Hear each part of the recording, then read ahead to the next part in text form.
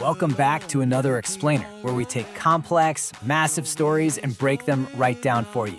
Today, we're diving into a story that honestly completely transcends sports. We are looking at the 2026 World Cup, this unprecedented tournament spreading all across North America. But we're looking at it through the lens of one man's absolute monumental final shot at ultimate glory. We're talking, of course, about Cristiano Ronaldo. For one of the greatest athletes in human history, this is the definitive final chapter. And to really grasp the sheer scale of what we're about to witness, I want to hit you with a few rapid-fire numbers. 41. Yeah, you heard me right. That is not a typo. Ronaldo is stepping into the most physically grueling soccer tournament on the planet as a 41-year-old. In a sport where most explosive forwards are absolutely forced to hang up their boots by their mid-30s, his longevity is just staggering. And all those years of competing at the highest level lead us directly to this next number, 6. He is entering a record-tying 6th World Cup appearance, which is a massive milestone he only shares with his eternal rival, Lionel Messi. I mean, think about it. He's been stepping onto this global stage for 20 solid years. And behind those 2 decades is a sheer, almost incomprehensible output. 143. That's his all-time record for international goals for Portugal. No man in the entire history of international soccer has ever scored more. It's an absurd, seemingly unbreakable benchmark. But then, we hit this number, 1. Because despite all those 143 goals, the 5 Ballon d'Ors, the endless league titles across 3 totally different countries, there's exactly one missing trophy on his legendary resume. Section 1, the one missing trophy.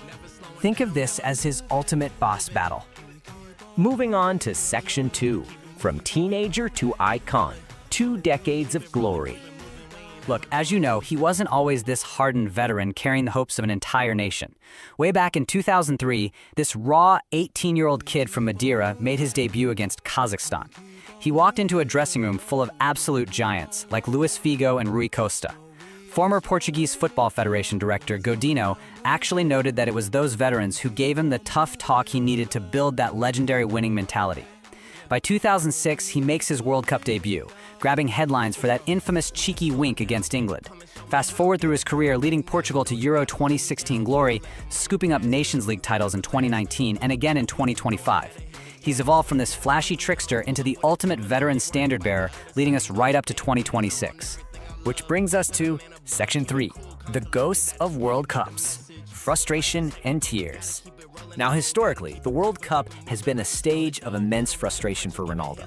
It creates this fascinating paradox. On one side, you've got sheer European dominance, winning 3 international trophies on his home continent. But on the flip side, World Cup was. Despite playing in 5 previous tournaments and 22 finals matches, he has literally 0 knockout stage goals. 0. And we all remember Qatar in 2022, right? As Messi was lifting the trophy, Ronaldo was benched in those crucial knockout games, ultimately leaving the tournament in tears. You better believe that memory is pure fuel for him now. But alongside exercising those ghosts, he's got a very specific, tangible target in mind: chasing the great Eusebio. So, Eusebio holds the Portuguese record with 9 World Cup goals. Ronaldo is sitting right there at 8. He needs just 2 goals in North America to shatter a record that has stood for over half a century. Section 4, a brutal North American test, the logistical challenge. Breaking records in 2026 isn't going to be a walk in the park. The geographical hurdles here directly compound his age. Former FPF director Godinho points out that for European teams, this World Cup is basically a logistical nightmare. You've got massive travel distances across 3 vast countries. You're dealing with shifting climates, like going from the stifling, baking heat of Houston straight into the heavy humidity of Miami. And on top of all that, these players are arriving completely exhausted from deep, draining runs in their club seasons. Like Godinho says, it's just much more difficult to play in the United States than somewhere like Germany. So for Ronaldo specifically, the physical margins are razor thin. Managing a 41-year-old body in those high humidity environments, that requires some meticulous load management. The real challenge for Portugal's medical and coaching staff is making sure he doesn't just endure the crazy climate and the club season fatigue, but actually retains that explosive energy he needs to change a game at a moment's notice. Section 5, the talisman and his legacy, a shifting dynamic. Today, he isn't just the star, he's the figurehead for an incredibly talented golden generation. And it's a squad carrying some really profound emotional weight right now. They're playing for a +1. Portugal is still grieving the tragic loss of their forward Diogo Jota. Coach Roberto Martinez has come out and said that Jota is their +1 forever, and that the team shares this deep responsibility to fight for his dream. So the emotional stakes, they're incredibly high. And within that emotionally charged locker room, Ronaldo's presence literally sets the standard. Head coach Roberto Martinez puts it so perfectly here. He says when we talk about Cristiano Ronaldo, we talk about two players, the icon of world soccer and the player, our captain. Martinez fully expects Ronaldo to step up and maintain that leadership, acting as the ultimate everyday example for the younger stars on the squad. Now, I know pundits outside the camp love to debate whether Portugal plays more fluidly without an aging Ronaldo. But inside the camp, the loyalty is absolutely fierce.